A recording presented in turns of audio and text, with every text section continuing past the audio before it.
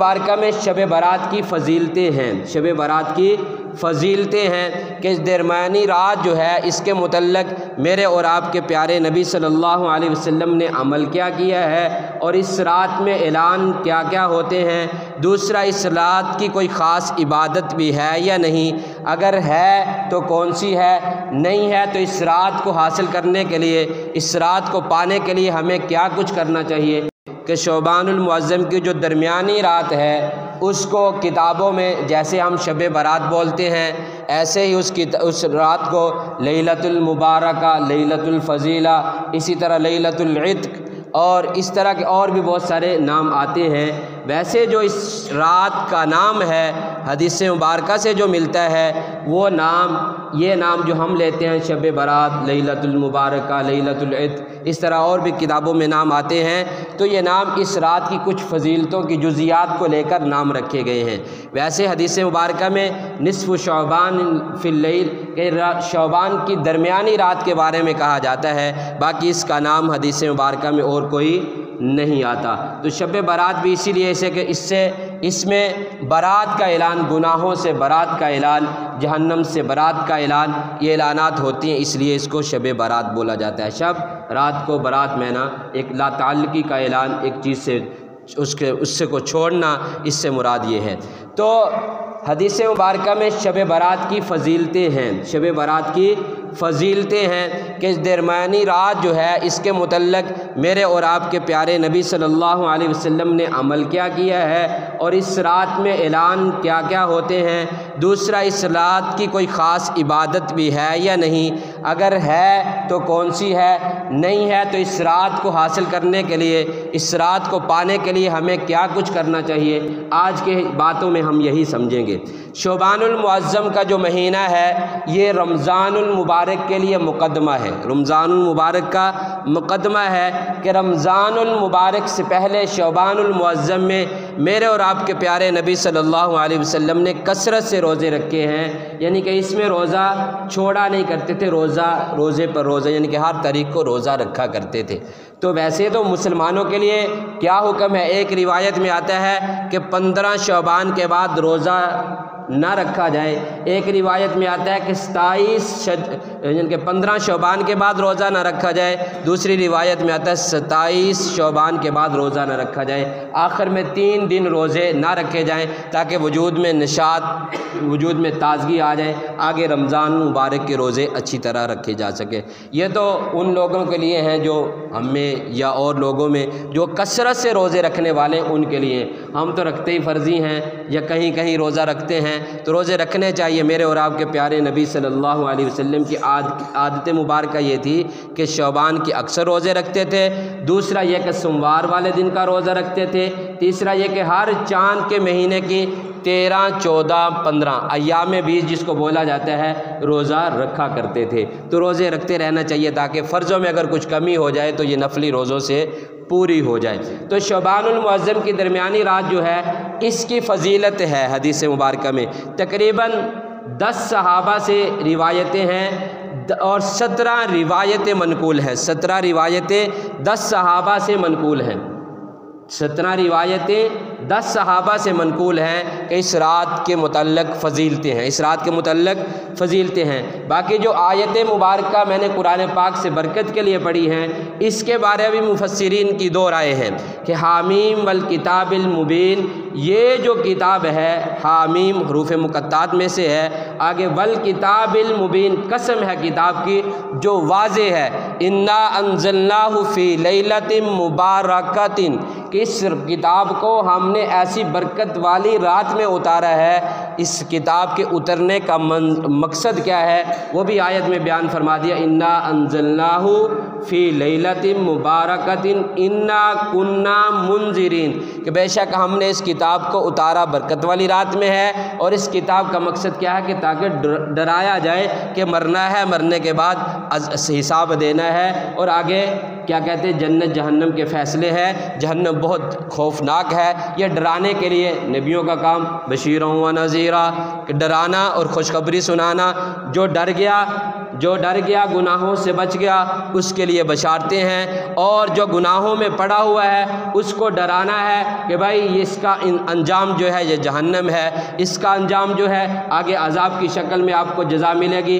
तो ये डराने का मकसद ये है कि इन्ना कुन्ना मुंजिरीन, बेशक हम इस कुरान के ज़रिए से और नबियों के ज़रिए से डराने वाले हैं। तो इस कुरान में जो ये आयत मुबारक है, आगे फरमाया फ़ीहा युफ़्रक़ु कुल्लु अम्रिन हकीम, कि बेशक इस रात में जो है फ़ैसले होते हैं। इससे मुराद बाज़ मुफस्सिरीन यानी अक्सर मुफस्सिरीन ने ये लिया है कि इस रात से मुराद लैलतुल क़द्र की रात है जो रमज़ानुल मुबारक में आती है, जो रमज़ानुल मुबारक में आती है। और कुछ मुफस्सिरीन ने यह कहा कि नहीं, इससे मुराद शब बारात की रात है। बाकी इसमें इख्तलाफ है, बाकी राजे कौल जो मुफस्सिरीन का यही है कि ये इस रात से मुराद लैलतुल क़द्र की रात है, शब बारात की रात नहीं है। हाँ, बाकी इस रात में जो है अल्लाह ताला बंदों को माफ़ करते हैं। हदीस मुबारक में आता है हज़रत अम्मा आयशा सिद्दीक़ा रज़ी अल्लाह ताला अन्हा के हुजरे में मेरे और आपके प्यारे नबी सल्लल्लाहु अलैहि वसल्लम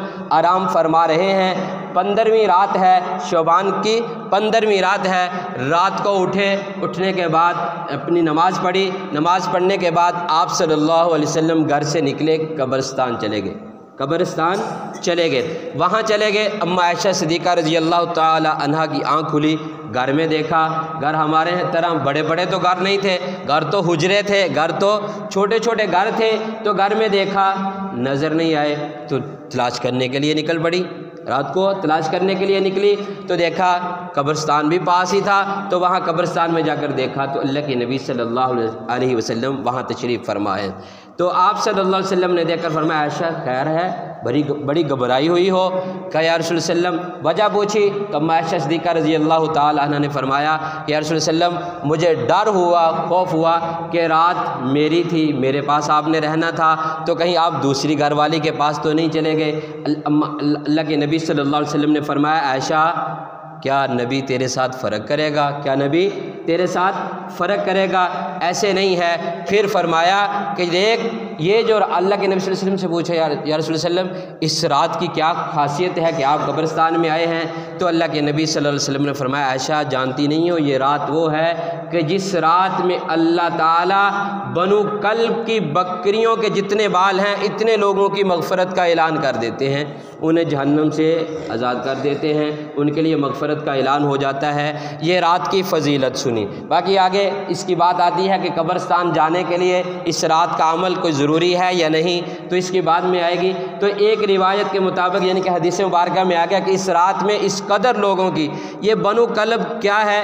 एक कबीला है। जैसे हमारे यहाँ अभी तो गांव में इतना होता ही नहीं, बाज़ गाँव में है, बाज़ लोगों के पास है बकरियों के बड़े बड़े रेवड़, काफ़ी बकरियां हैं। अब रोई में जाओ तो 2-2, 400, 500 रेवड़ भेड़ों के, बकरियों के ये वहाँ मिलेंगे आपको कि एक एक आदमी के इतने हैं। तो वो बनु कल्ब जो है वो मशहूर थे बकरियां रखने वाले। उनके रेवड़ बड़े बड़े थे कि बड़े ज़्यादा उनकी बकरियां थी, इसलिए उनकी तरफ निस्बत करके कहा गया कि आज की रात में बनु कल्ब की जो बकरियां हैं उनके बालों के बराबर लोगों की मग़फ़िरत कर दी जाती है। एक बकरी के बाल गिनना मुश्किल है, एक बकरी के जिस्म के ऊपर, खाल के ऊपर जो बाल हैं वो गिनना मुश्किल है। अनगिनत लोगों की, बेशुमार लोगों की मग़फ़िरत की जाती है। हदीस मुबारक में आता है कि अल्लाह के नबी सल्लल्लाहु अलैहि वसल्लम तशरीफ़ फरमा है। आप सल्लल्लाहु अलैहि वसल्लम के पास जिब्राइल अलैहिस्सलाम आए, फरमाया ऊपर देखो। ऊपर देखा तो पहले आसमान पे फ़रिश्ता खड़ा है, वो कह रहा है आज की रात गुनाहगारों की बख्शिश हो जाएगी। दूसरे पे, तीसरे पे, सातों आसमानों पे एक एक फ़रिश्ता सदा लगा रहा है आज गुनाहगारों की बख्शिश हो जाएगी, आज जो मांगेगा उसको अता कर दिया जाएगा, आज जो सवाल करेगा उसका पूरा कर दिया जाएगा, आज जो अल्लाह ताला से बख्शिश मांगे उसकी बख्शिश, आज जो रिज़्क़ मांगे उसको रिज़्क़ दे दिया जाएगा। ये ऐलानात फ़रिश्ते कर रहे हैं, ये ऐलानात फ़रिश्ते कर रहे हैं। और अल्लाह के नबी सल्लल्लाहु अलैहि वसल्लम ने देखा, जिब्राइल अलैहिस्सलाम ने दिखाया, ये अल्लाह की कुदरत है, दिखाया कि अल्लाह के नबी वसल्लम को जिब्राईल अलैहिस्सलाम ने बतलाया कि आज जन्नत के 8 दरवाज़े खुले हुए हैं, जन्नत के 8 दरवाज़े खुले हुए हैं और जहन्नम के दरवाज़े बंद हैं, जहन्नम के दरवाज़े बंद हैं। ये फ़जीलतें हदीस मुबारक में मौजूद हैं। और फिर इस रात के मुतल्लक़ ये जो फिर इतने सारे लोगों की बख्शिश है, हदीस मुबारक में आता है कि 8 लोगों की बख्शिश नहीं है, 8 लोगों की बख्शिश इन रातों में भी नहीं होती। हदीस मुबारक में 5 रातों की बड़ी फजीलत है, 5 रातों की बड़ी फजीलत है। उनमें से एक ये रात है, शब बारात की रात है, एक लैलतुल क़द्र की रात है और ईदैन की रातें हैं और यौम अरफा की रात है। ये जो रातें हैं ऐसी कीमती रातें हैं कि इसमें कोई सवाल करे तो अल्लाह ताला उसको पूरा कर देते हैं, कोई अल्लाह ताला से मांगे गुनाहों की बख्शिश चाहे उसकी बख्शिश हो जाती है। हाँ, चंद लोग, बहुत सारों को वैसे भी अल्लाह ताला माफ़ कर देते हैं, लेकिन चंद लोग, 8 किस्म के लोग कि जिनकी इन रातों में भी बख्शिश नहीं होती। ये मुख्तलिफ़ रिवायात में मुख्तलिफ़ हदीस मुबारक का मजमुआ है जो हज़रात ने जमा किया कि 8 किस्म के लोग हैं जिनकी बख्शिश नहीं होती। सरफ़रिस्त आदमी वो है जो शिरक करने वाला है, उसकी बख्शिश नहीं है, उसकी बख्शिश नहीं है।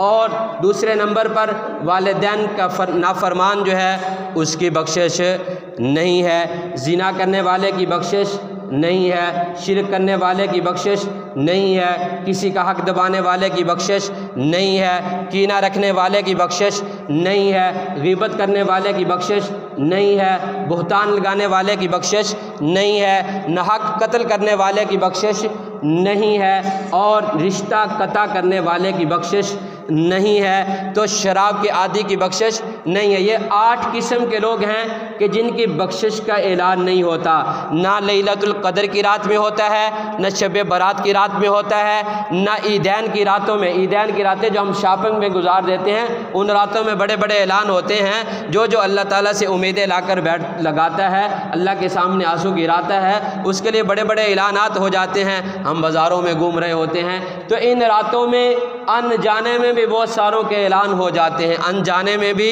बहुत सारों के ऐलान हो जाते हैं, सोए हुए को भी ऐलानात हो जाते हैं। लेकिन चंद बीमारियों वाले, चंद बीमारियों में मुब्तला लोग, उनके लिए माफ़ी का ऐलान नहीं होता, उनके लिए बख्शिश का ऐलान नहीं होता।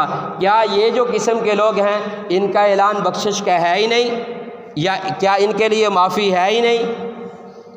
ये बताया जा रहा है जो मांगेगा नहीं, जो अपने जुर्म से तौबा नहीं करेगा, जो अपने जुर्म से बाज नहीं आएगा, उसकी माफ़ी नहीं होगी। वो सोया हुआ है, लेटा हुआ है। एक और भी है कि शलवार को टखनों से नीचे रखने वाला हमेशा जिसकी आदत हो, हदीस मुबारक है, बड़ी वईद है, तो उसकी भी इसी कैटेगरी में है कि अल्लाह के नबी सल्लल्लाहु अलैहि वसल्लम ने बहुत सारी यानी कि मुख्तलिफ़ रिवायात का मजमुआ है कि इन लोगों की इन रातों में बख्शिश नहीं होती। अब बख्शिश तो करवानी है, मरना तो है, जन्नत में तो जाना है, ईमान वाले का अकीदा है। ईमान वाला ईमान इसलिए लेकर आया है कि मैंने जन्नत में पहुंचना है, जन्नत मेरा असली घर है, उसमें मैंने जाना है। तो अब क्या किया जाए, अब क्या किया जाए? दुनिया में कोई ऐसा जुर्म नहीं है कि जिसकी मुआफ़ी का हल ना हो, जिसकी मुआफ़ी का हल ना हो। कोई जुर्म आपसे हो गया है, कोई गुनाह हो गया है जो अल्लाह ताला के साथ जो ताल्लुक़ रखते हैं, दुनिया के निज़ाम के साथ मैं नहीं कह रहा, दुनिया के निज़ाम में भी माफ़ियाँ मिल जाती हैं। जब बंदा माफ़ी मांगने पे आए, जब बंदा माफ़ी मांगने पे आए, आदमी से कत्ल हो जाए तो उसकी भी माफ़ी हम देखते हैं कि मिल जाती है। घर वाले कहते हैं चलो यार छोड़ दो, क्यों?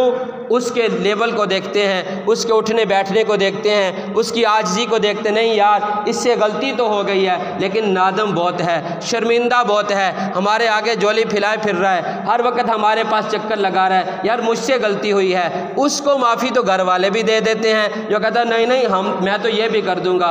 उसके लिए घर वाले कहते हैं चल तुझे देखेंगे, फिर चल तुझे अदालतों के चक्कर भी लगवाते हैं और जेल में भी टिकवाते हैं, तुझे फांसी दिलवाएंगे। क्यों? ये अकड़ है। और जब आजिज़ी आई, मांगने पे आया, आगे झुका है, हाथ फैलाए हैं, हाथ जोड़े हैं, कहा यार मेहरबानी कर दो, मेरे बच्चे रुल जाएंगे, मुझसे यकीनन गलती हो गई है, मुझसे बड़ी गलती हो गई है, लेकिन मैं सारी ज़िंदगी आपका एहसानमंद रहूँगा, सारी ज़िंदगी आपके आगे ऊंची आवाज़ से नहीं बोलूँगा। ये आजिज़ी है ना, ये आजिज़ी है। जब ऐसे आदमी अपने आप को पेश करता है तो अल्लाह ताला माफ़ कर देते हैं। हाफ़िज़ इब्न क़य्यिम रहमतुल्लाह ने एक वाक़या लिखा है, आप भी अपने यानी कि हालात में लिखा, कहते हैं मैं सफ़र कर रहा था। हाफ़िज़ इब्न क़य्यिम रहमतुल्लाह फरमाते हैं मैं सफ़र कर रहा था, मैं गांव से गुज़रा, एक माँ ने अपने 10-12 साला बच्चों को मारने के बाद घर से निकाल दिया और घर से धक्का देकर बाहर निकाला। बच्चा रोता हुआ काफ़ी देर बाहर खड़ा रोता रहा, वालदा ने कुंडी लगा दी। कहते मेरा सफ़र भी रुक गया, मैं भी साइड पे होकर देखता रहा, बच्चा रोता रहा, थक गया और फिर उसके दिल में ख्याल आया अच्छा चलता हूँ। वहाँ से चला, बाज़ार के किनारे पे कोने पे पहुंचा, वहाँ से मुड़ने लगा, दिल में कोई ख्याल आया, वापस आ गया। फिर दरवाज़े पे बैठा, रो रहा था, थक भी चुका था। रो कर आदमी जैसे बच्चा थक जाता है, रो के थक भी चुका था। आगे से जो सोच कर आया था वहीं अपने दरवाज़े पे बैठा रहा, रोता रहा, वहीं सो गया। थोड़ी देर सोया तो वालदा किसी काम के लिए बाहर निकलने लगती है, कुंडी खोलती है तो बाहर पड़ा हुआ है। गुस्सा अभी ठंडा नहीं हुआ, वालदा का गुस्सा ठंडा नहीं हुआ। वालदा ने फिर डांटा, कहा तू इधर पड़ा हुआ है, गया क्यों नहीं है, चल दफ़ा हो जा यहाँ से, अगर मेरी बात नहीं माननी, मेरी फरमाबरदारी नहीं करनी, मुझे तो तू तंग करता है। ऐसे जब डांटा तो बच्चा फिर रोने लग गया, रोकर खड़ा हो गया।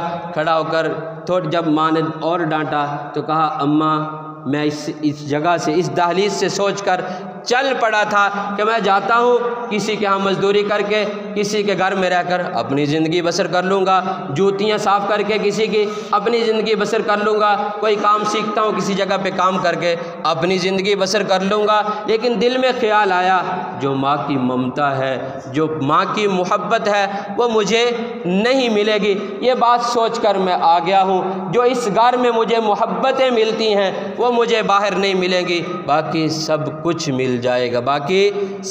मिल जाएगा, दुनिया के लिहाज से मैं सब कुछ कर लेता, लेकिन आपकी मोहब्बत, आपकी जो शफ़क़त है वो सोचकर मैं वापस आ गया हूँ। माँ के दिल में भी जो मोहब्बत तो थी, ये घर से निकालना कोई ऐसी नफ़रत के लिए तो था नहीं, एक गुस्से की वजह से और एक सबक देने के लिए वालिदैन ऐसे करते हैं। तो कहते वो माँ की ममता उभर पड़ी, उछल पड़ी, तो कहा बेटे को सीने से लगाया और घर लेकर चले गई। हज़रत ने लिखा है कि ये जो वाक़या हमें सबक देता है, हम रहमान के बंदे हैं, हम रहीम के बंदे हैं, हम करीम के बंदे हैं। वो मालिक, उसका काम ही बख्शना है, उसका काम ही तौबा को कबूल करना है। वो मालिक तो हमें आज़माता है, दुनिया के थपेड़े देकर, दुनिया की तकलीफ़ें देकर हमें अपनी तरफ बुलाता है। और इन रातों में अल्लाह ताला के इनामात मूसलाधार बारिश की तरह बरसते हैं। तो उसी तरह समझिए इन इनामात को,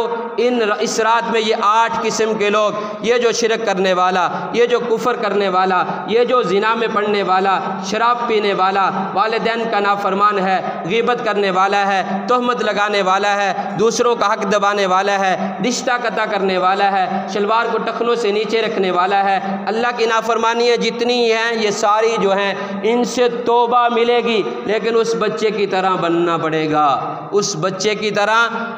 पड़ेगा, कि हम अल्लाह के सामने कहें या अल्लाह मैंने बहुत शिरक किया, तेरे मुकाबले में बहुत सारों को लाया हूँ, या अल्लाह तेरा काम तो बख्शना है, मैं तो गुनाहगार हूँ, मैं तो गुनाहों में लथपथ हूँ, गुनाहों से भरा हुआ तेरे आगे आ चुका हूँ, तेरे दरबार में आ चुका हूँ, तेरे आगे झोली फैला रहा हूँ। या अल्लाह पक्की तौबा करता हूँ, आइंदा तेरे मुकाबले में किसी को नहीं करूँगा, कोई शिरक नहीं करूँगा, तेरी मानूँगा, तेरे हुक्मों पर ज़िंदगी गुजारूँगा।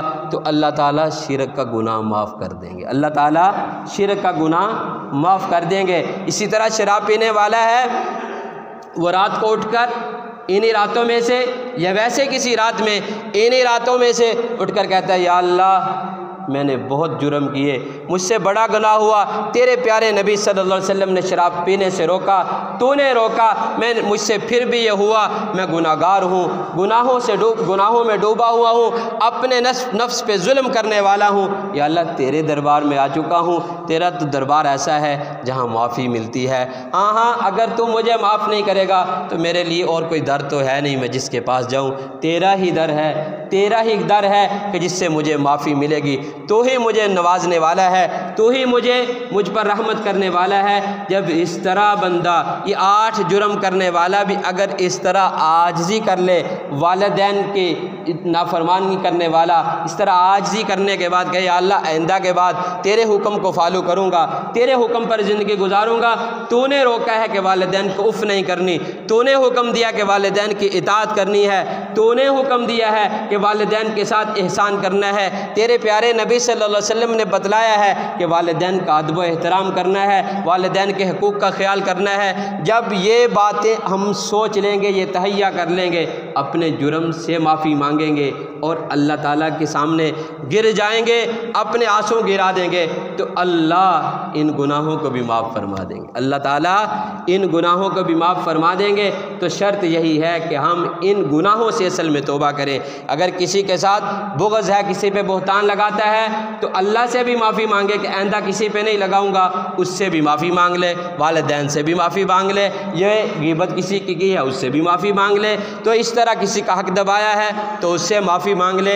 ये माफ़ियाँ अल्लाह ताला से भी मांगनी है। कुछ माफ़ियों का ताल्लुक़ बंदों के साथ भी है, बंदे भी माफ़ करेंगे, अल्लाह ताला भी माफ़ कर देंगे, बंदे भी माफ़ करेंगे, अल्लाह ताला भी माफ़ कर देंगे। तो इस रात में सदा लगती है, 3 सदाएँ लगती हैं। हदीस मुबारक में आता है 3 आवाज़ें दी जाती हैं। है कोई बख्शिश चाहने वाला कि उसकी बख्शिश कर दी जाए, है कोई बख्शिश चाहने वाला कि उसकी बख्शिश कर दी जाए। ये एक ऐलान होता है, ये ऐलान होता है। बख्शिश चाहने वाले इस रात में बख्शिश अल्लाह ताला से लेते हैं, अल्लाह ताला से मांगते हैं, तो अल्लाह ताला उन्हें बख्श देता है। ये जुर्म ना हो उनके अंदर, ये जुर्म हो तो इन जुर्मों से तौबा कर ले, इन जराइम से तौबा कर ले और फिर कहे, या अल्लाह मुझे बख्श दे, या अल्लाह मुझे बख्श दे। ये रात कीमती है, तो इस रात में आम माफ़ी का ऐलान करता है, तो या अल्लाह मेरे गुनाहों को माफ़ फरमा दे, मेरे गुनाहों को माफ़ फरमा दे।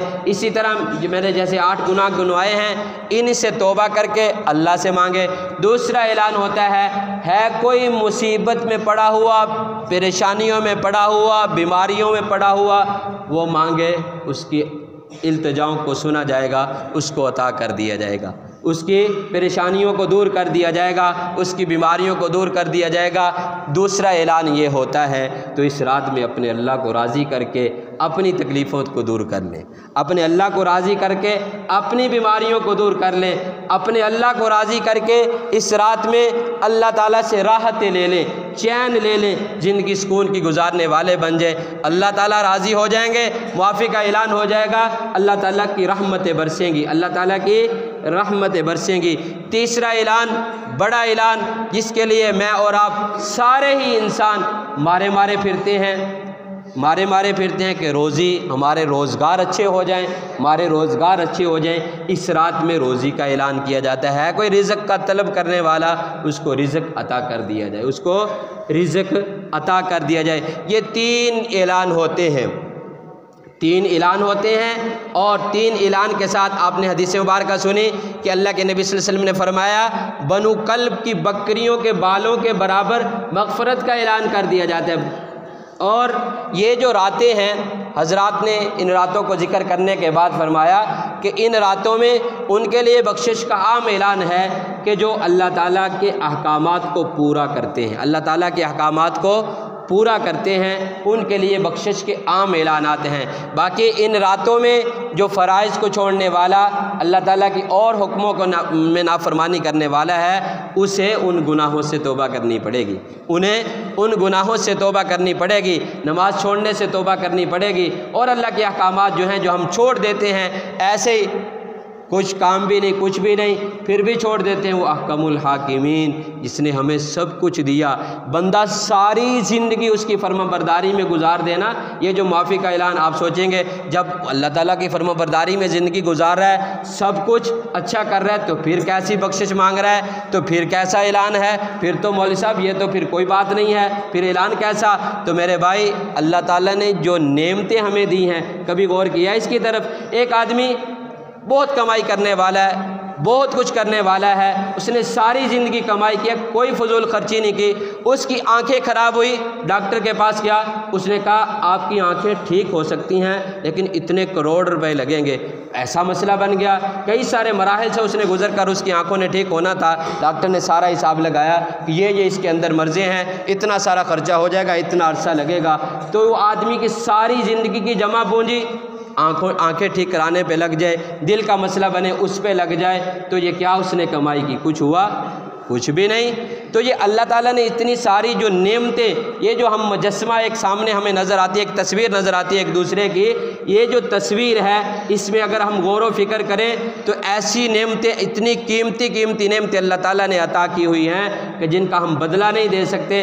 कल क़यामत के दिन ये खाने की नेमतें, पीने की नेमतें, पहनने की नेमतें, चलने फिरने की नेमतें, ये सारी जो नेमतें हैं इनमें से एक नेमत के बारे में सवाल हुआ तो ये सारी ज़िंदगी की इबादत उसका बदल नहीं दे सकेंगी, उसका बदल नहीं दे सकेंगी। जैसे वाक़या आता है कि बनी इसराइल में एक आदमी था, वो कुछ भी नहीं करता था, सिर्फ अल्लाह अल्लाह किया करता था।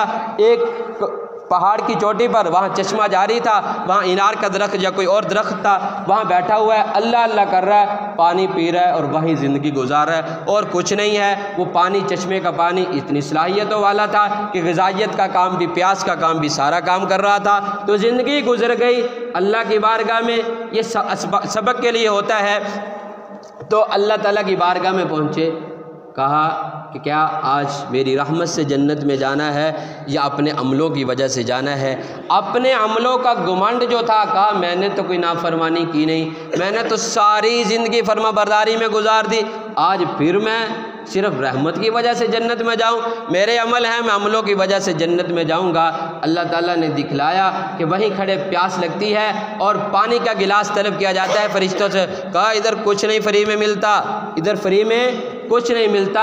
जो सारी ज़िंदगी की नेकियां ना, आधी नेकियां लगेंगी फिर पानी मिलेगा। कहते एक गिलास पिया, आधी नेकियां गई, आधी नेकियां, आधी ज़िंदगी की कमाई गई एक गिलास पर। फिर थोड़ी देर के बाद फिर प्यास लगी, फिर पानी मांगा तो आधे दिन की नेकियां और तलब की गई। फरिश्तों ने कहा आधी नेकियां जो बची हैं वो देनी पड़ेंगी।